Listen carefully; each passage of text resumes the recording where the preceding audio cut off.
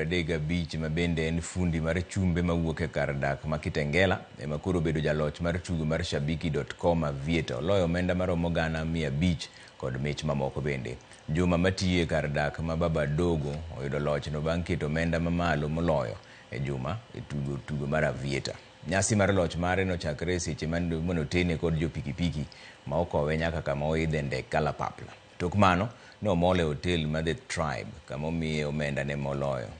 Loch mare okelo ilo mang'eny e kar dak ma Kitengela. Loch ma kamano en ranyisi ni tugo mar Aviator chiwo thuolo ne jotugo mar loyo omenda.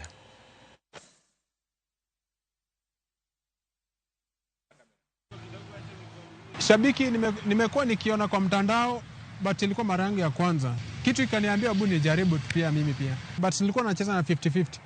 Odd ikakimbia hadi 400. So wakati ilifika 400 nika cash out ya kwanza. Kuangalia leaderboard niko na mimi number 3. So kitu ikaniambia niendelee tena. Jirani alikuwa anabisha mlango. Kurudi napata odd imekimbia imefika mpaka 1000.